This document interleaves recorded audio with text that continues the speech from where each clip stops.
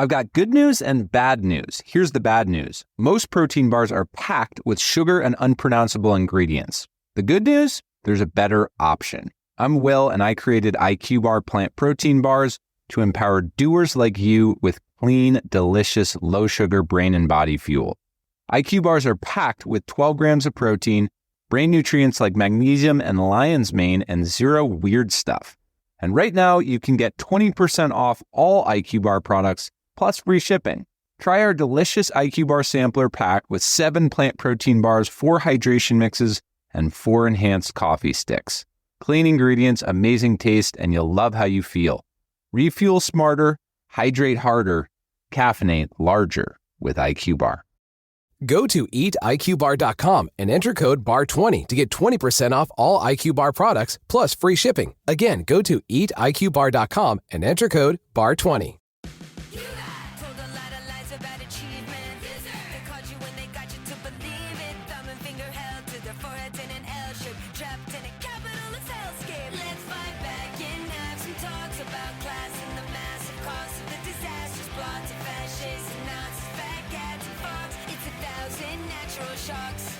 Money podcast.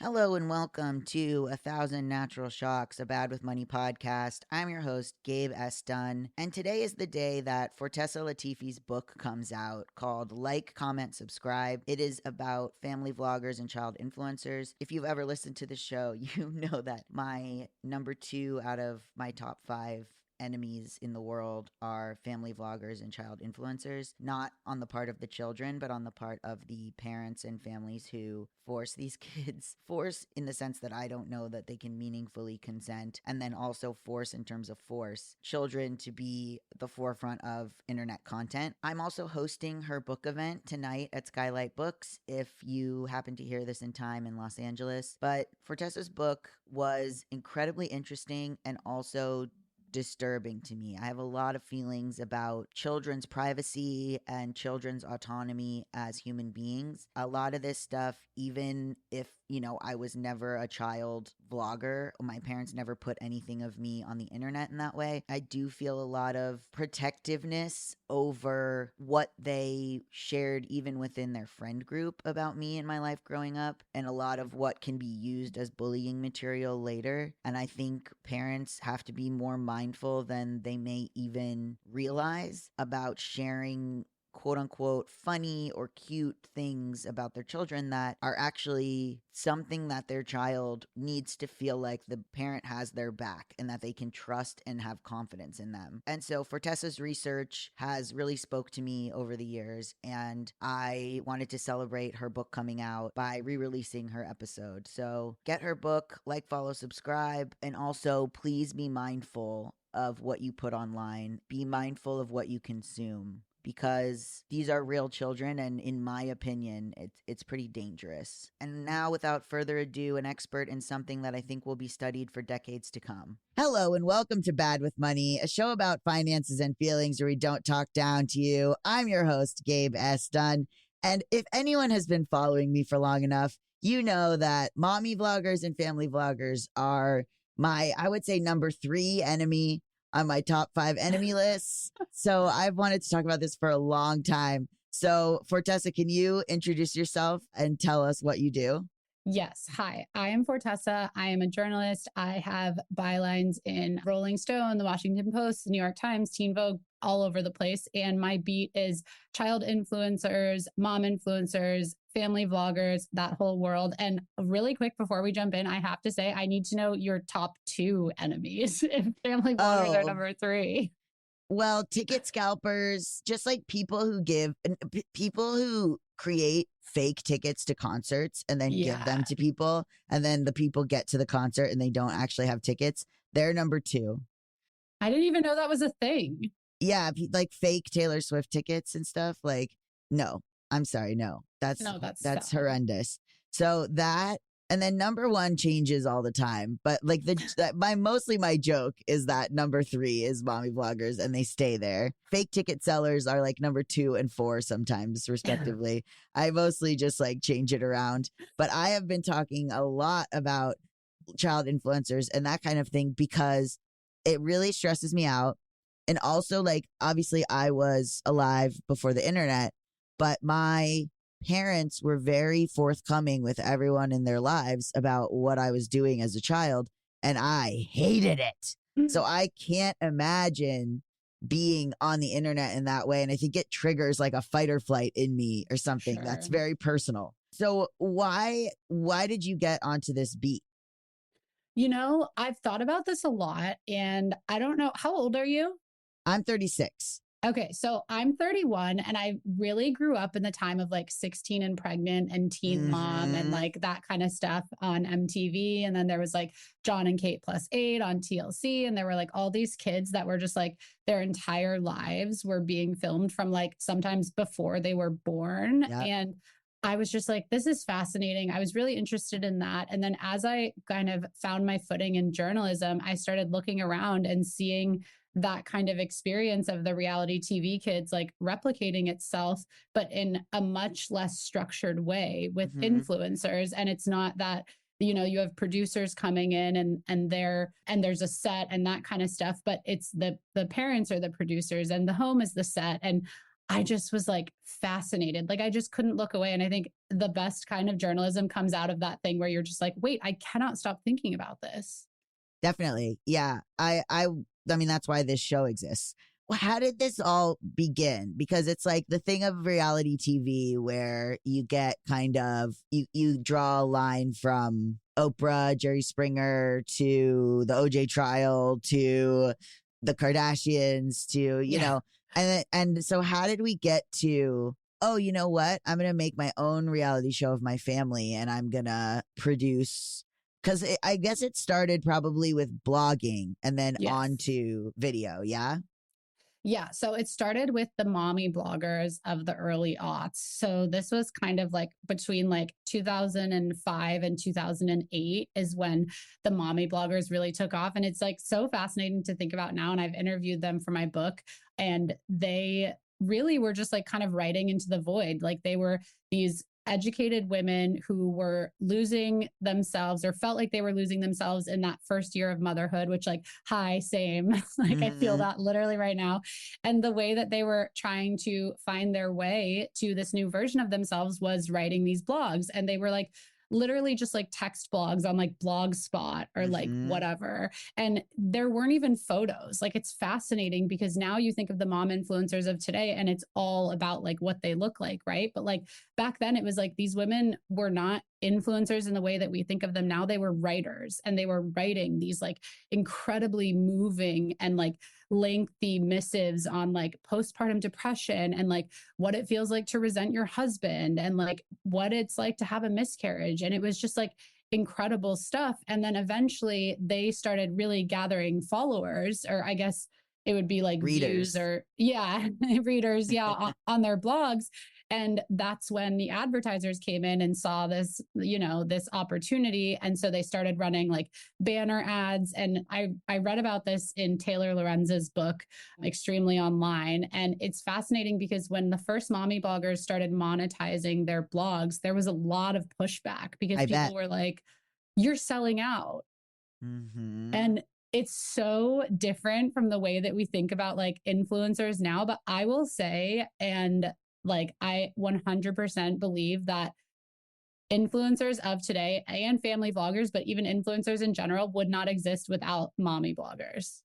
For sure. And I think there's a safety maybe back then. Like it's hard to explain to younger people, but stuff didn't really go viral because there No. wasn't a singular place where people were.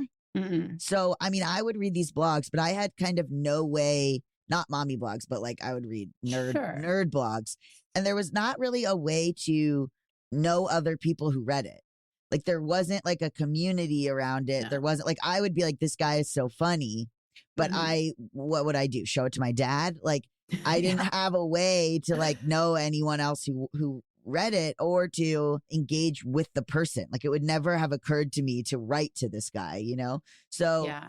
I, or comment. So I think like if there was the capacity to comment, so it felt safer to write about things. It Mhm. felt safer to share stuff online because you weren't showing your picture. Maybe you had a pseudonym, you Mhm. know, The way that like, this is not kids, but like Aubrey Gordon would write under your fat friend rather than, and so there were like more anonymous stuff.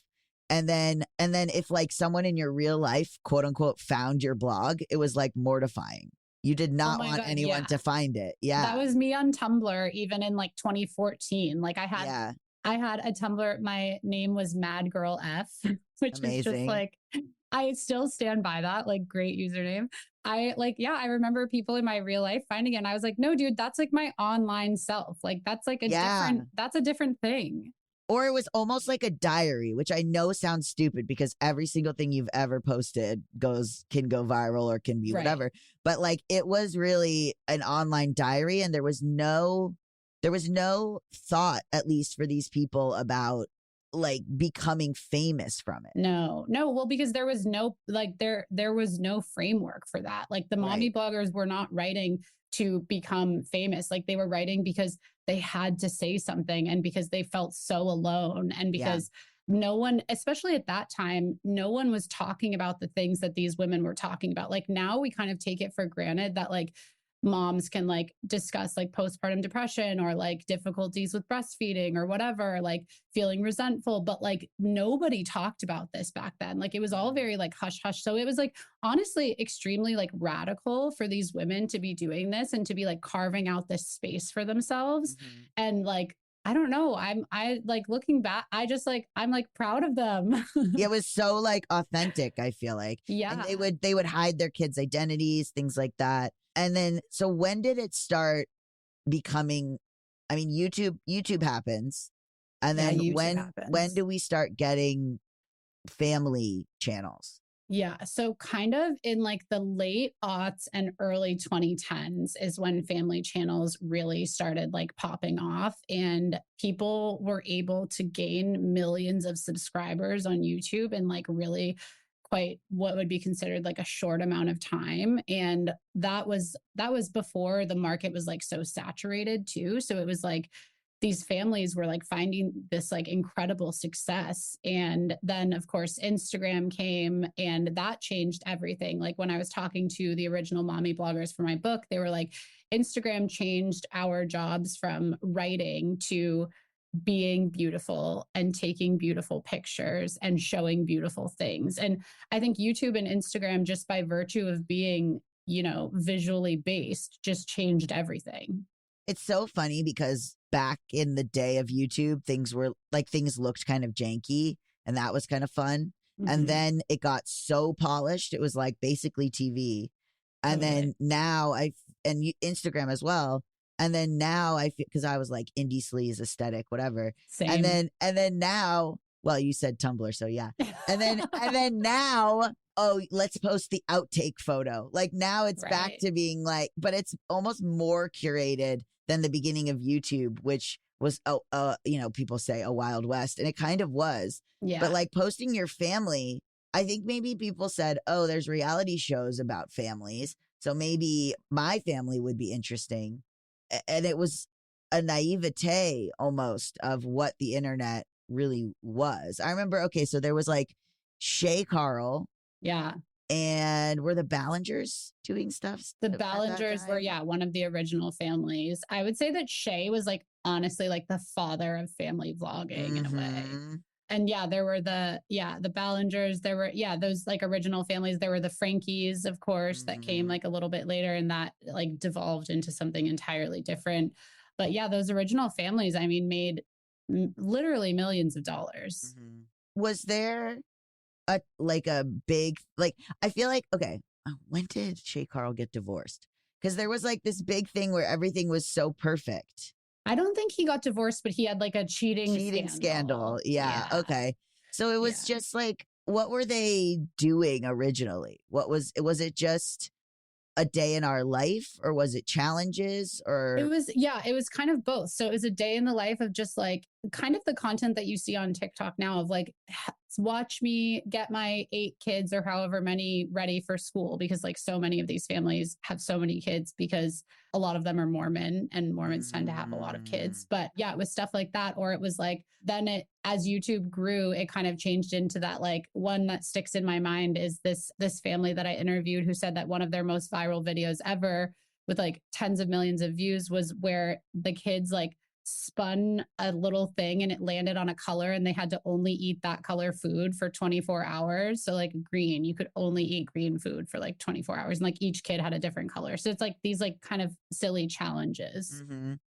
That's cute, but you don't have to show that online. Yeah. So, okay. So the mommy bloggers were depicting real life and sharing these real experiences. Mm-hmm. Then Instagram came. It was a visual medium. Then everything had to look perfect. Who were the first like Instagram people? Yeah, that's a good question. I think it depends like what like kind of mommy influencer you were like into, because there are like so many different kinds. But like one of the ones that I think about, and this is kind of like a YouTube / Instagram like crossover, but I think of like the LeBrant family. And although back then Savannah was not married to Cole yet. So it was just like Savannah and her daughter Everly. And they were really big on Instagram and YouTube. And yeah, I always think of them. And they're still huge. I mean, between the whole family, they have tens of millions of followers and subscribers. Okay, how do I parse this out? So then everything was perfect. Then Shay Carl had the cheating scandal. Then like things started to kind of open up as being sort of strange. Was there like a first wave of these kids? Wait a minute, this is like kind of problematic. Well, I think that wave is happening right now. It's happening now. It had not happened before, right? No. I wrote a story for Teen Vogue in 2023 and it went like massively viral. And it was the first story where someone had talked to one of these kids that grew up on a YouTube channel. And so I talked to this young woman who I call Claire because it's a pseudonym. So I want to make that very clear. Everyone's like, who is it? Who is it? Is it Claire this, Claire that? And I'm like, it's not her real name. Yeah. But Claire, who first went viral when she was a toddler and has spent her entire life on YouTube in this family vlogging channel. And I think like reporters were reporting on this topic before. I'm not saying like I created this. Yeah. But that was really the first time that someone who had been in that world said, hey, this is what it was like. And what did she say? So she said that if she could go back, she would never have done any of it. But of course, she didn't have that choice because she was a child when it began. I mean, she was a toddler the first time she went viral, like I said. And after a while, after like just a handful of years, really not that long, her parents were making enough money from the YouTube channel that they were able to quit their jobs, and YouTube became like the family business. And Claire says that once she went to her dad and said, I don't really want to do YouTube anymore, whatever. And her dad said, okay, but we just moved into this new house. We're going to have to move out of it. We're going to have to get rid of this. You're going to have to, Mom and I are going to have to go back to work. There's not going to be money for nice things. And so you kind of wonder like what kind of choice that is like giving to a kid if you're like, because that seems like an enormous amount of pressure to me. And I feel like it's different than being the kid of like a famous actor. Like obviously, the Jolie kids are immediately famous because they're Angelina Jolie's kids. But there's less of a invasive, we're going to film inside the house.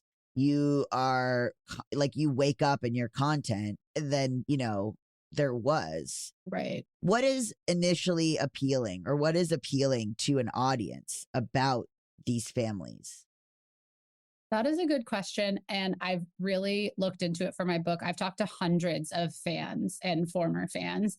And a lot of it, it's really kind of heartbreaking. A lot of it is young people watching families because they are not in a healthy family situation. And it's soothing for them to watch something that seems so caring and lovely and nice. So that's one thing. There's also just like, and this is kind of how I feel when I get into the weeds with like TikTok creators or YouTubers, is that like there's just a part of us that is so curious about how other people live. Like it's why we watch reality TV. It's why I read books. Like I just want to know what other people are doing. And like this really feeds into that.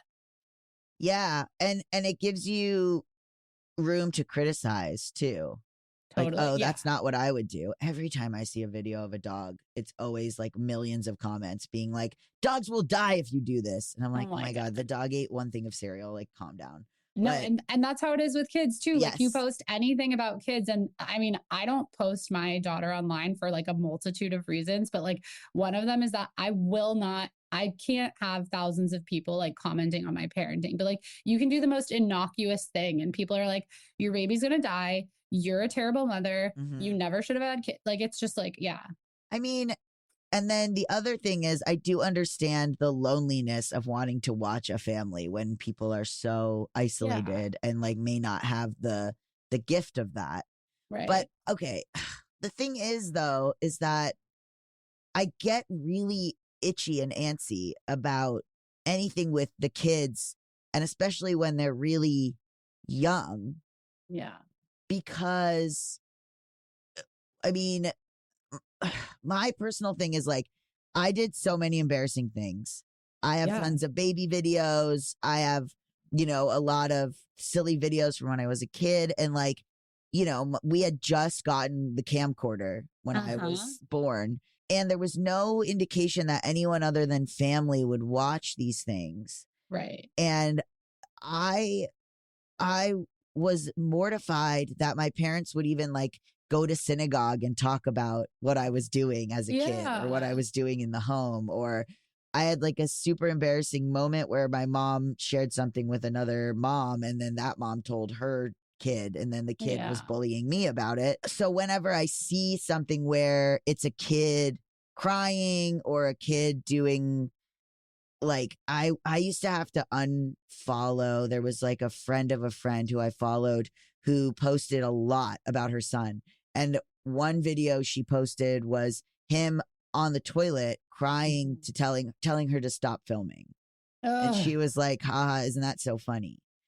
I think a lot of that also comes from my own discomfort with my parents, and I'll say my mom, and other parents, watching other parents treat their kids like extensions of them.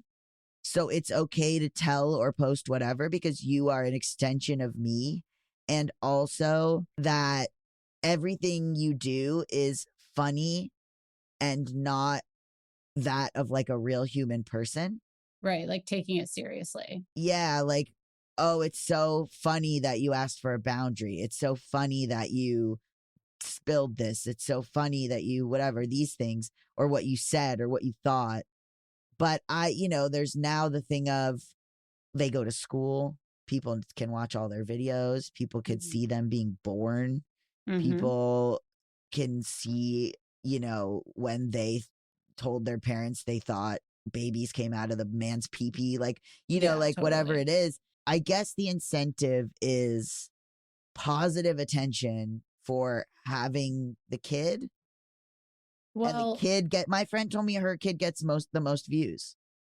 I can't do everything around here. Deadlines are slipping. I can't just do it all on my own. I need to hire someone. I needed an editor. And I was scrounging. How am I going to find an editor? It was a chaotic mess over here. This is a job for Indeed sponsored jobs. I have personally used Indeed for years. I actually have been hired for 2 jobs off of Indeed. I was able to match my skills with jobs in my area. The only 2 times that I have been hired without any sort of in with the company was through Indeed. So I was pretty stoked to find the people I needed for this podcast and also to know that I could do that on a place where I have been hired. And if you're looking to hire someone, let's say you're the job looking to hire me, you can use Indeed sponsored jobs as a boost whenever you need to find quality talent. In the minute that I've been talking to you, companies like yours have made 27 hires on Indeed, according to Indeed data worldwide. That's cuckoo bananas. And so speaking as someone who has been on both sides of the hiring spectrum, Indeed has helped me in real life spend less time searching and more time actually interviewing candidates who check all your boxes. Less stress, less time, more results. When you need the right person to cut through the chaos, this is a job for Indeed sponsored jobs. And listeners of this show will get a $75 sponsored job credit to help get your job the premium status it deserves at Indeed.com/podcast. Just go to Indeed.com/podcast right now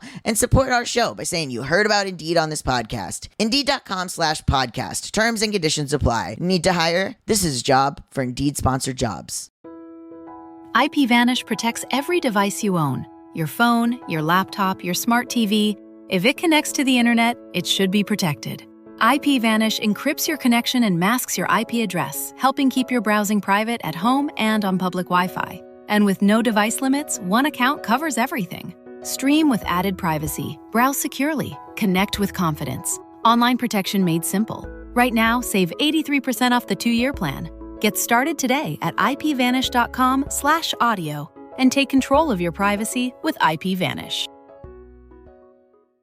I've got good news and bad news. Here's the bad news. Most protein bars are packed with sugar and unpronounceable ingredients. The good news? There's a better option. I'm Will, and I created IQ Bar plant protein bars to empower doers like you with clean, delicious, low-sugar brain and body fuel. IQ bars are packed with 12 grams of protein, brain nutrients like magnesium and lion's mane, and zero weird stuff. And right now, you can get 20% off all IQ Bar products, plus free shipping. Try our delicious IQ Bar sampler pack with 7 plant protein bars, 4 hydration mixes, and 4 enhanced coffee sticks. Clean ingredients, amazing taste, and you'll love how you feel. Refuel smarter, hydrate harder, caffeinate larger with IQ Bar. Go to eatiqbar.com and enter code BAR20 to get 20% off all IQ Bar products plus free shipping. Again, go to eatiqbar.com and enter code BAR20. Yeah, I believe that. And in my research, content with kids does the best. And I think like there are like a couple explanations for that. But I mean, kids are like really cute, and like they're funny and they're sweet. And like, when you see a video, it's like, I think it's like natural to want to like watch that. But yeah, content with kids does much better than content of like just a mom or just a dad. Does it matter if the kid is happy or sad in terms of how the content does? Unfortunately, it seems that a sad kid or a distressed kid does the best. Right? Yeah. What happens to these kids like Charlie Bit My Finger or the like Success Kid or, the little girl who said like, I mean, I love her, who was like, it's freaking bats. But like, or like, look at all those chickens or like, yeah, whatever. like what happens to those kids? I mean, I haven't talked to them. I have tried like, I don't want to say like hunt them down, but to like find them.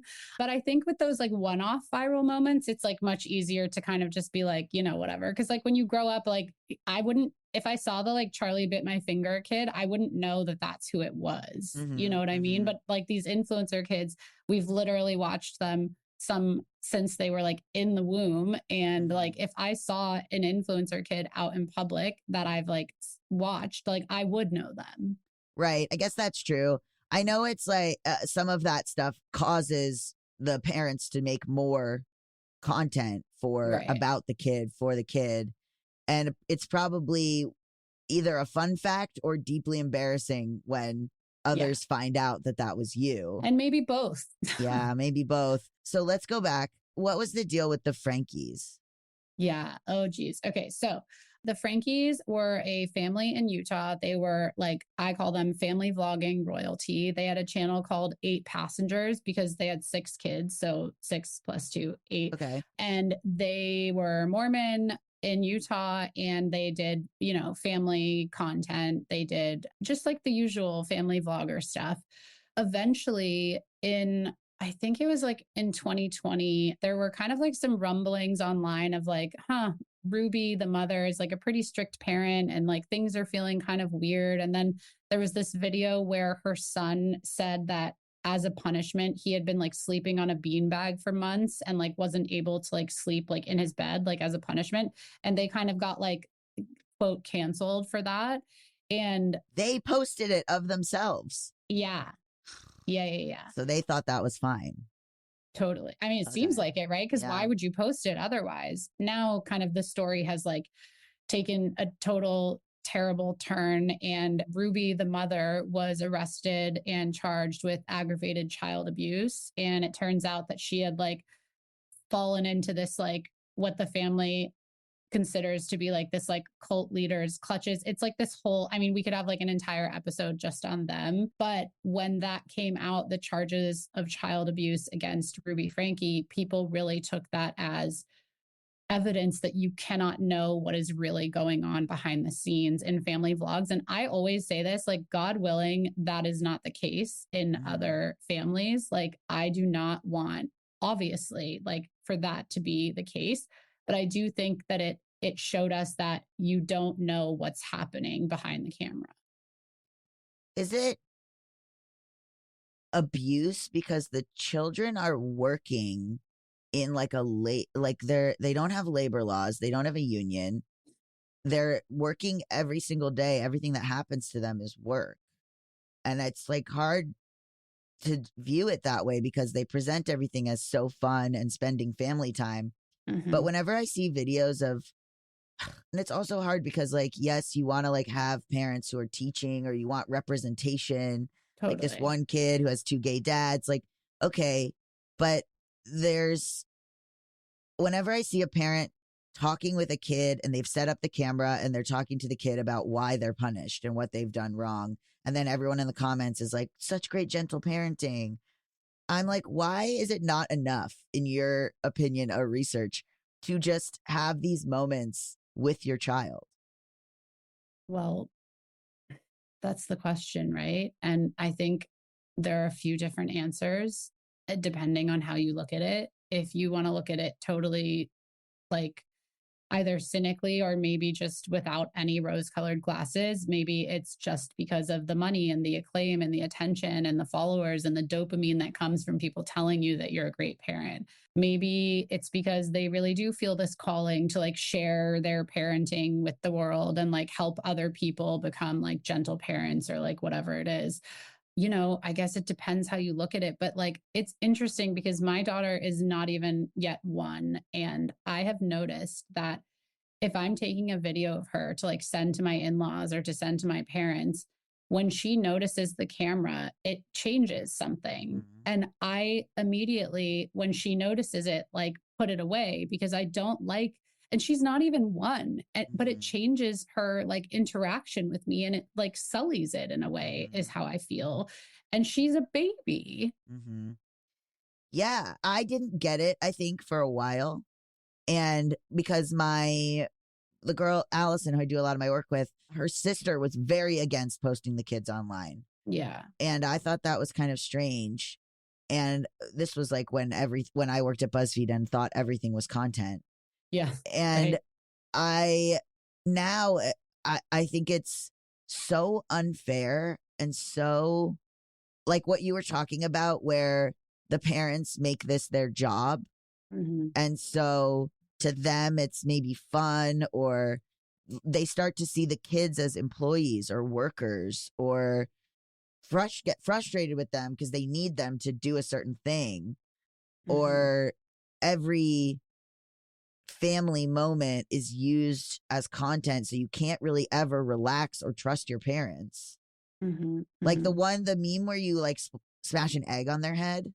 Ugh, yeah, I hated that. Like, there's so many things that require abusing your child's trust that I feel comfortable calling family vlogging like abusive in the way that it operates.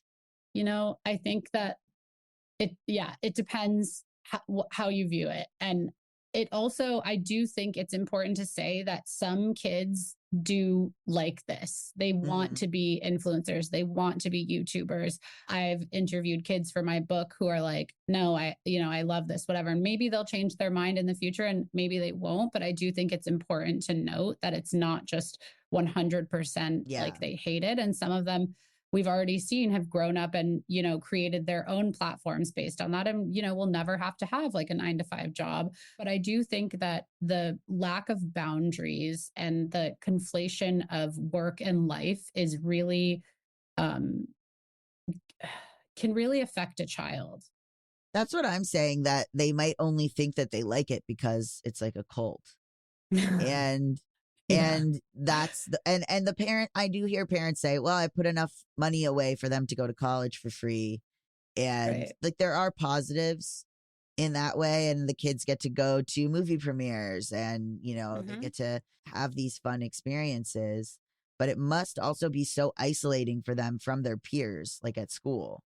Yeah, I think it definitely can be. From the people that I've talked to, there are sometimes experiences where people, they're not sure why other kids want to be their friends, if it's for them or if it's for like the YouTube channel. This Mhm. one young woman told me that people were like clamoring to be her friend, but then once they realized that her parents didn't like feature anyone else on the channel, they were like, oh, never mind, so they're just like wanting the clout. So yeah, that can be really difficult, and like it's hard enough to be a young kid, Right. So when did the tides start to turn? Because now, whenever I see content about kids, there's so many comments being like, don't post your kids. And that Mhm. never used to be a thing. No, definitely not. So I think it was a few things. So it was the Frankie scandal. I hesitate to call it a scandal because it was child abuse, but that entire situation, that was one of the things. There was that YouTuber Micah Stauffer who adopted a child from China and made a ton of content with him, and then like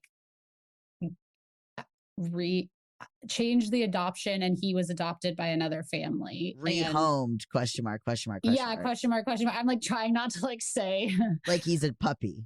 yeah. And people were like, wait, where did this kid go? So there was that. There was an influencer who accidentally uploaded a video of herself like coaching her child to cry. And like all these, Yes. like all these kinds of things happened like within like a couple years, and people were like, wait, side eye. Mm-hmm. Yeah, I think there's also been a rise of like anti mommy vloggers, people who like Sarah Adams and people Mhm. who are exposing this stuff. Because the other side of it, Allison's sister, the concern is where the content ends up. Yeah. Pedophilia, CSAM, people now being interested in selling, doing like a Patreon or exclusive videos or Subscription, selling yeah. of kids. Like, can you talk about that? Yeah. The New York Times did an incredible investigation on that, where, yeah, there are like subscriptions that parents sell where you can get like exclusive content of the kids, or like content that they wouldn't normally post to the entire audience. And, just the idea of that is pretty disturbing. You can buy them clothing, they'll wear it. You Mhm. can like get, yeah, it's and it's just, I don't know if it's naivete or if it's on purpose, because it was saying that a lot of these, I saw that article and it was Yeah. saying that a lot of these subscribers are men. Like, what's Mhm. that about? I mean, we know what that's about, but Right. yeah. And the journalist seemed to ask them straight up, like, what do you think about this? And they did seem aware of it. So I don't Mhm. know that it's naivete. I don't think it can be at this point.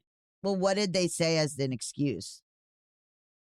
I mean, I can only speak to, so, okay, I interviewed this mom who is the mom of these two young girls who are like huge influencers, like millions of followers, blah, blah, blah. And I asked her, like, do you worry about people like looking at this content like in a nefarious way? And she said, I do worry about that, especially when I post videos of my young daughter dancing, because, just like when you're in dance, like you have to wear like, Mhm. much less clothing than you would kind of like otherwise. And she said, like, I noticed that gets like kind of more attention when I post that. And so I said, okay, so what did you do once you realized that? And she said, well, I only post it a few times a year now. And I Oh was my like, God.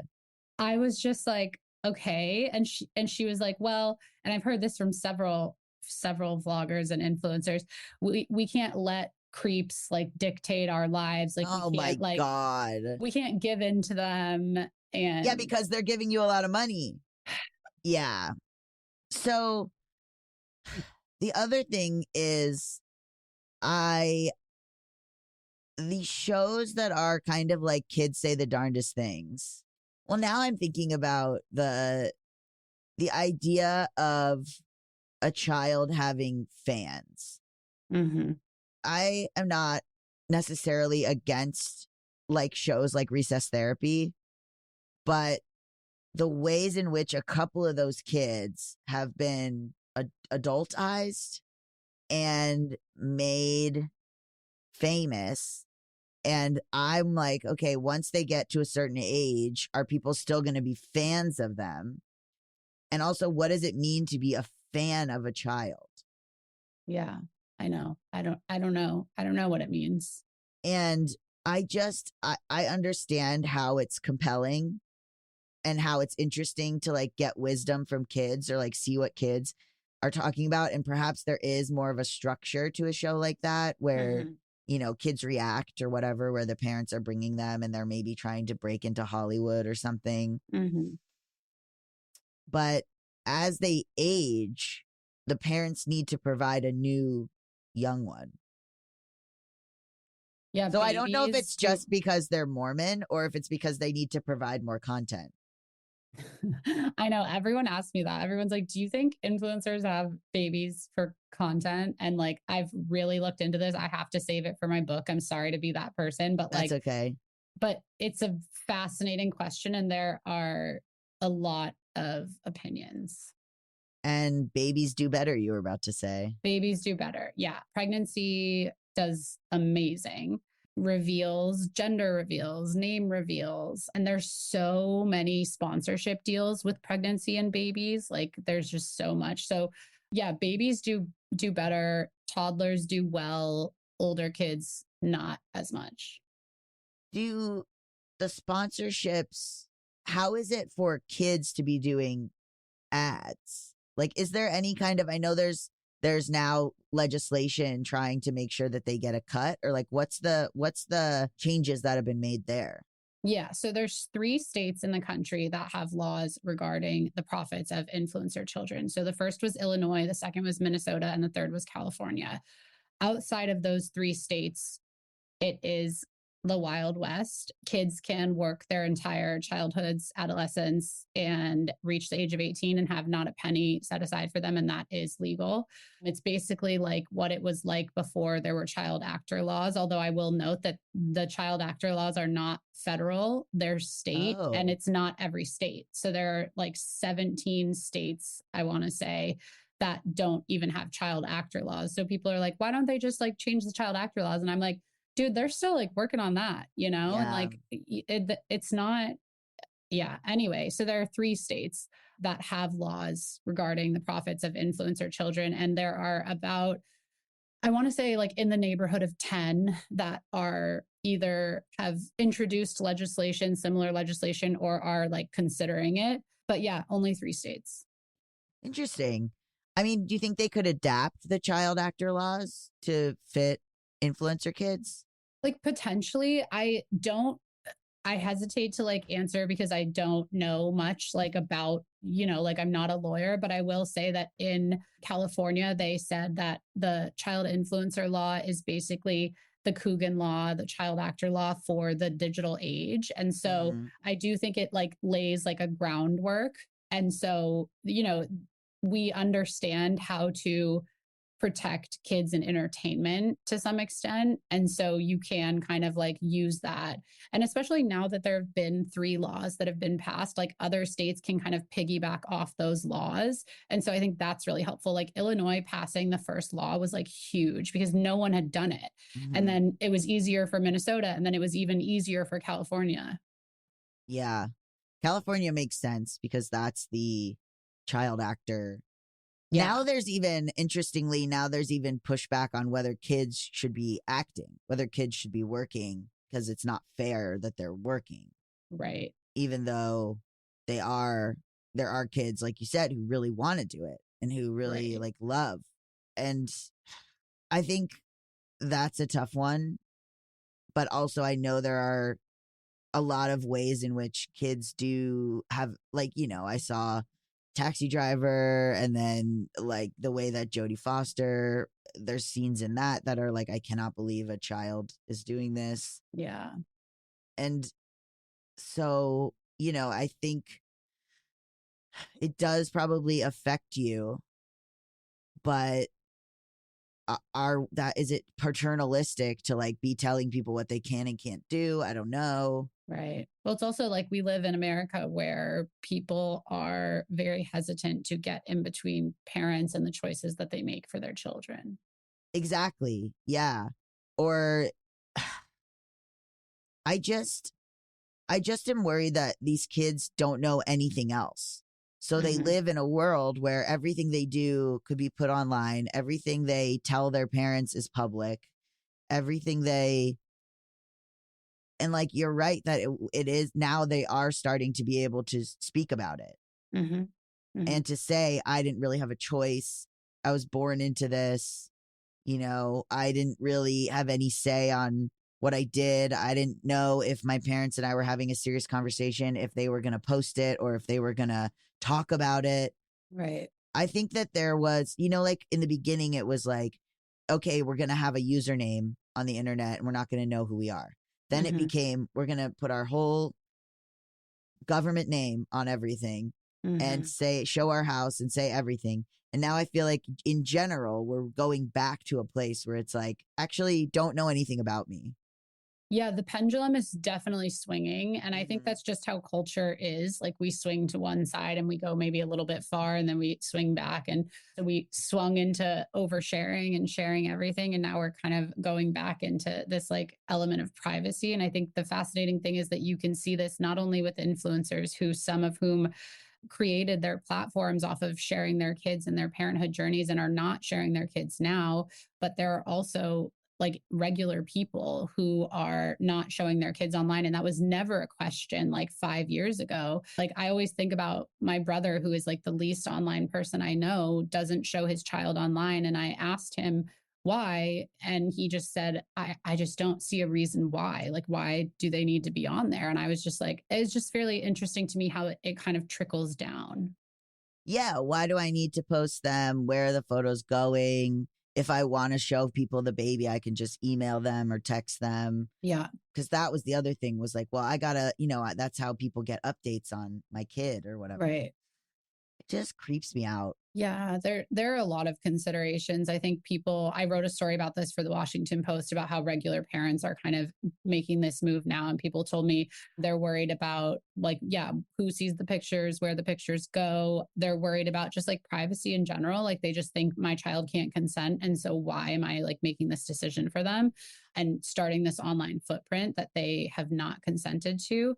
And then there's also just this like general feeling of like unease, which is kind of how I feel, which is just like, why do people that I don't know that well or don't know at all need to see my child? Like, if you need to see my child, then you're close enough to me that I will just text you pictures. Or like, yeah, we sent out like a holiday card this year for the first time because I was like, oh, we don't post the baby online. And so I want people to see her, but I want specific people to see her. Yeah, there's danger too. I mean, there's the idea of a stranger knowing enough about the kid to get them to go in the car, or a stranger knowing what school the kid goes to. Yeah, I think it's just all these parenting questions that generations before us didn't have to consider. And I think the first generation to really consider it didn't give it this kind of attention and really posted literally everything. And now people are like, maybe not. Yeah. Andy Cohen does a thing where he talks to his kid off camera. So you just hear the kid's voice and he gets like the funny stuff, but yeah, you don't ever see the kid. But even that, I'm like, I don't know. I know. It's like, I don't know where the line is. And I think each parent has to figure that out for themselves. And like, I'm trying to navigate that myself. I think we all are. This is the world that we live in now. Well, thank you so much for joining us and allowing me to rant and rail. Where can people find you and find out more about you? Yes, Instagram and TikTok is where I hang out the most. I'm Hi Fortesa, HIFORTESA.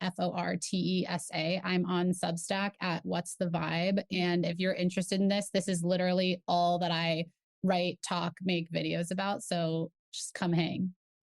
Okay, I'll be there. You're like, twist my arm. Yeah, exactly. It's just to hate. Sometimes I'm like, you're giving them views by talking about hating it so much, but yeah. I'm not watching it. I'm just being a hater. Listen, it's a hard world. We're doing our best. Thank you for listening to 1,000 Natural Shocks, a Bad with Money podcast. This is a noted bisexual production. Edited by Allie Mims. Logo art by Dakota Becker. If you like the show, please consider subscribing to the Substack, 1000naturalshocks.substack.com. The Substack has episodes of this show ad-free and also videos and also my original writing. It would mean so much to me if you would subscribe, even as a free subscriber, but a paid subscriber really allows me to keep doing this work, and I can't do it without you guys. Thank you so much. Okay, love you. Bye.